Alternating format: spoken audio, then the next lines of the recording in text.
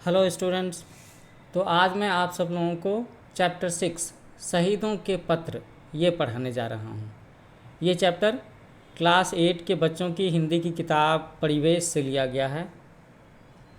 तो इसमें हम लोग जानेंगे कि हमारे स्वतंत्रता संग्राम में जो शहीद हुए हैं उनमें से कुछ लोगों ने समय समय पर अपनी माँ के नाम या अपनी भारत माता के नाम पर जो चिट्ठियाँ लिखी थी, अपने मरने से पहले चिट्ठी लिखी थी या कहीं दूर थे, संघर्ष कर रहे थे तब चिट्ठियाँ लिखी थी, तो उन चिट्ठियों में उन्होंने क्या बातें लिखी थी। तो भारत के असंख्य वीरों ने आज़ादी पाने के लिए हंसते हंसते अपने प्राणों की बाजी लगा दी थी। भारत के ऐसे ही दो सच्चे वीर के पत्र यहाँ पर हम लोग पढ़ने जा रहे हैं। पहले वीर हैं लाला लाजपत राय। इन्होंने अपने पत्र के माध्यम से मातृभूमि के प्रति अपने श्रद्धा भाव को दर्शाया है। वहीं दूसरा पत्र राम प्रसाद बिस्मिल जी का है, जिन्हें मात्र 30 वर्ष की उम्र में फांसी पर लटका दिया गया था। यह पत्र उन्होंने अपनी मां को फांसी पर चढ़ने से 3 दिन पहले लिखा था। तो हम लोग शुरू करते हैं। अच्छा, एक बार मैं बताना चाहूँगा कि मेरा चैनल न्यू एज कोचिंग है। इसे आप लाइक करो, शेयर करो, सब्सक्राइब करो और इस पर अपने कमेंट्स ज़रूर लिखना कि और किस तरह की हेल्प तुम्हें मुझसे चाहिए। तो हम लोग चैप्टर की ओर आगे बढ़ते हैं तो देखते हैं कि यहाँ पर सबसे पहले we can see there are 4 pictures of freedom fighters. तो 4 जो हैं उनके नाम आपको गेस करके लिखने हैं। तो इनमें से कितनी तस्वीरों को आप पहचानते हो, और अगर आप पहचानते हो तो क्या आप उनके नाम लिख सकते हो। तो पहला नाम है ये भगत सिंह जी का, भगत सिंह।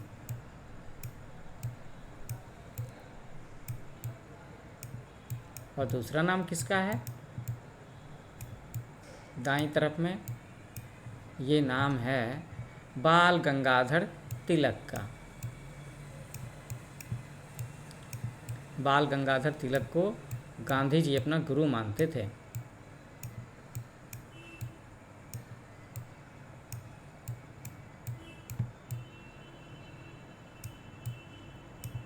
तिलक।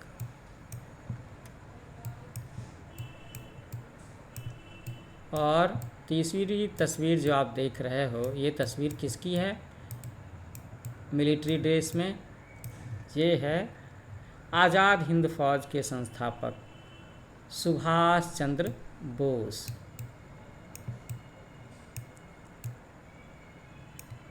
जिन्होंने क्या कहा था, इन्होंने कहा था कि तुम मुझे खून दो, मैं तुम्हें आज़ादी दूंगा। है ना, इनके इस नारे में बहुत दम था। बोस। और आखिरी तस्वीर हम लोग देख रहे हैं, ये तस्वीर है लाल बहादुर शास्त्री जी की। इनका जन्मदिन भी 2 अक्टूबर को ही होता है, जिस 2 अक्टूबर को गांधी जी का जन्मदिन भी लोग मनाते हैं। नेहरू जी के बाद जो प्रधानमंत्री बने थे वो लाल बहादुर शास्त्री ही तो थे। ये शास्त्री जी। ओके, चलो, तो ये चित्र पहचानने में मैंने तुम्हारी मदद की। भगत सिंह, बाल गंगाधर तिलक, सुभाष चंद्र बोस, लाल बहादुर शास्त्री।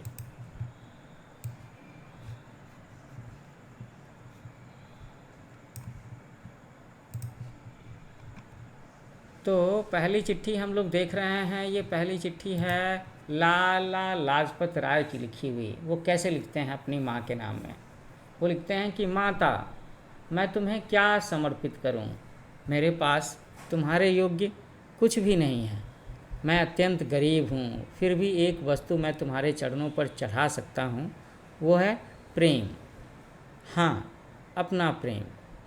ओ माँ, मुझे यह कहने के लिए क्षमा कर देना कि मैं तुम्हें प्यार करता हूँ। मैं तो रोम रोम से तुम्हारी पूजा करता हूँ, यह मेरे हृदय का सत्य है। मैं ईश्वर को भी इतना प्यार नहीं करता जितना तुम्हें प्यार करता हूँ। तो ये बातें कही हैं लाला लाजपत राय जी ने अपनी माँ के लिए। लेकिन यहाँ पर वो अपनी जन्म देने वाली माँ की बात नहीं कर रहे हैं, यहाँ पर वो जन्मभूमि की बात कर रहे हैं, भारत माता की बात कर रहे हैं। आगे वो लिखते हैं कि माता, मैं तुम्हें मानवता से भी श्रेष्ठ मानता हूँ। तुम्हारा स्थान तो सर्वोच्च है। लोग मेरी आलोचना करते हैं। आलोचना करने का मतलब क्या है? आलोचना करने का मतलब है क्रिटिसाइज़ करना। पर मैं उनसे सहमत नहीं, मैं उनसे एग्री नहीं करता। तुम्हारे ही कारण तो मैं मानवता को प्यार कर पाता हूँ। तुमने भी सदा ही विश्व के बारे में सोचा है। मानवता ही तुम्हारा परिवार है। तुम सबकी माँ हो। तो हम सब लोगों की माँ अगर एक ही हो तो कौन हो सकती है?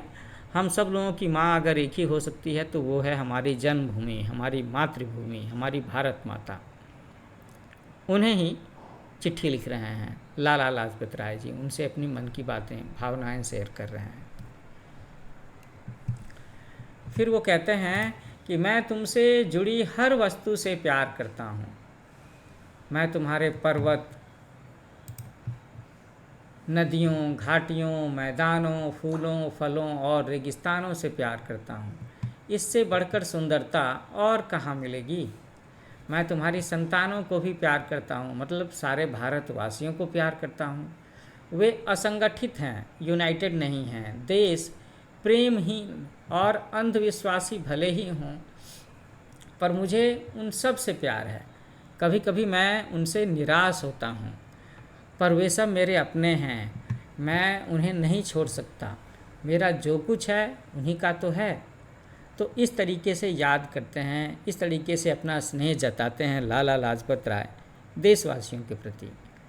आखिरी पंक्तियों में वो कहते हैं कि मेरी वंदना, मेरी प्रार्थना कि मैं तुम्हारे चरणों में भेंट करता हूँ, इसे स्वीकार करो, स्वीकार करो। हे भारत माँ, तुम्हें सत सत प्रणाम। सत सत शब्द का मतलब होता है 100, 100।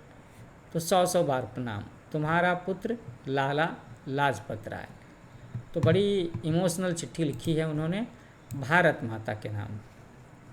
और इस चिट्ठी से उनका भारत माता के प्रति, स्वतंत्रता के प्रति, भारत के कष्ट के प्रति, भारत जब अंग्रेज़ों का गुलाम हुआ करता था, उस पीड़ा को भी उन्होंने जाहिर किया है, उस तकलीफ़ को भी उन्होंने जाहिर किया है। अगली चिट्ठी में आप यहाँ पर पिक्चर में देख सकते हो, ये तस्वीर है राम प्रसाद बिस्मिल जी की। तो ये चिट्ठी उन्होंने गोरखपुर जेल से लिखी थी अपनी फांसी के 3 दिन पहले। तो मैं आपको ये चिट्ठी पढ़ करके सुनाता हूँ। बिस्मिल जी लिखते हैं कि पूज्य माता जी, तो ये उन्होंने अपनी जन्म देने वाली माँ है ना, उन्हें लिखा है। ये भारत माँ के नाम चिट्ठी नहीं है, अपनी जन्म देने वाली माँ के नाम पर चिट्ठी है। तो लिखते हैं कि पूज्य माता जी, सादर चरण वंदना। तुमने इस शरीर को जन्म देकर के केवल पालन पोषण ही नहीं किया, आत्मिक, धार्मिक तथा सामाजिक उन्नति में तुम ही मेरी सदैव सहायक रहीं। मुझे प्रत्येक जन्म में परमात्मा ऐसी ही माता दें। परमात्मा समझ सकते हो ना आप? परमात्मा हम लोग ईश्वर को कहते हैं, भगवान को कहते हैं। महान से महान संकट में तुमने मुझे अधीर नहीं होने दिया। अधीर होने का मतलब है बेसब्र नहीं होने दिया, इम्पेशेंट नहीं होने दिया। सदैव अपनी प्रेम भरी वाणी से, सदैव अपनी प्रेम भरी वाणी को सुनाते हुए मुझे सांत्वना देती रही। तो सांत्वना के लिए हम लोग इंग्लिश में क्या कह सकते हैं, कैसे समझ सकते हैं? सांत्वना के लिए एक वर्ड होता है, दैट इज कॉन्सोलेशन, है ना, कॉन्सोलेशन। ये आप आसानी से समझ सकते हो। मैं जानता हूँ कि आजकल ये जो प्राइवेट स्कूल्स हैं सीबीएसई बोर्ड के, तो उसमें अक्सर बच्चों की हिंदी थोड़ी सी कमज़ोर होती है। कुछ एक जो क्लासिकल हिंदी वर्ड है वो एक बार में नहीं समझ पाते। आगे वो लिखते हैं कि तुम्हारी दया की छाया में मैंने अपने जीवन में कोई कष्ट अनुभव नहीं किया, है ना, मैंने कोई प्रॉब्लम एक्सपीरियंस नहीं किया, कोई दर्द एक्सपीरियंस नहीं किया। इस संसार में मेरी किसी भी भोग विलास, भोग विलास का मतलब यहाँ पर लग्जरी से है, मोह माया वाली ज़िंदगी से, जिसमें आप बड़ा घर, होटल में खाना, एसी, बड़ी कार, ये सब चीज़ों की इच्छा रखते हो। तो वो कहते हैं कि इस संसार में मेरी किसी भी भोग विलास तथा सुख की इच्छा नहीं है। केवल एक इच्छा है। कौन सी इच्छा है? वह ये कि एक बार श्रद्धापूर्वक तुम्हारे चरणों की सेवा करके अपने जीवन को सफल बना लेता। तो बच्चों, आपके मन में ये सवाल होगा कि राम प्रसाद बिस्मिल ऐसा क्यों लिख रहे हैं, क्योंकि चिट्ठी से तो ऐसा लगता है कि जैसे वो काफ़ी दिनों से अपनी माँ से दूर रह रहे हों। तभी तो वो कहते हैं कि एक बार तुम्हारे चरणों की सेवा करके अपने जीवन को सफल बना लेता। तो एक्चुअली राम प्रसाद बिस्मिल जी अपनी जन्म देने वाली माँ से भी बड़ी माँ भारत माता की सेवा में लगे हुए थे, और इस वजह से उन्हें अक्सर घर से बाहर रहना होता था। वो एक क्रांतिकारी थे, अंग्रेज़ों से लड़ाई कर रहे थे, इसलिए उन्होंने लिखा है। वो लिखते हैं कि ये इच्छा पूर्ण होती नहीं दिखाई देती, क्योंकि शीघ्र ही मेरी मृत्यु का संवाद सुनाया जाएगा। है ना, संवाद का मतलब है इंस्ट्रक्शन, मैसेज, ऑर्डर। तो इससे क्लियर हो रहा है कि यहाँ तक सॉरी, अंग्रेज़ों की सरकार के द्वारा यह चीज़ तय किया जा चुका है कि राम प्रसाद बिस्मिल जी को किसी विशेष तारीख को फांसी दी जाने वाली है, मृत्यु की सज़ा देने वाली है, डेथ सेंटेंस। और इसीलिए उसके पहले ये मैसेज, ये चिट्ठी वो अपनी जन्म देने वाली माँ को लिख रहे हैं। अगले पैराग्राफ में वो लिखते हैं कि माँ, मुझे विश्वास है कि तुम यह समझ कर के धैर्य धारण करोगी कि तुम्हारा पुत्र माताओं की माता भारत माता की सेवा में अपना जीवन समर्पित कर गया है। यही बात मैं कह रहा था ना आपसे कि उन्होंने ये चिट्ठी माँ को तो लिखी है, जन्म देने वाली माँ को लिखी है, और जन्म देने वाली माँ से दूर रहने का कारण भी ये है कि राम प्रसाद बिस्मिल भारत माता, मातृभूमि, इस देश की सेवा में लगे हुए थे, उसे अंग्रेज़ों से आज़ाद कराने की सेवा में। उसने तुम्हें शहीद की माँ होने का गौरव दिया है।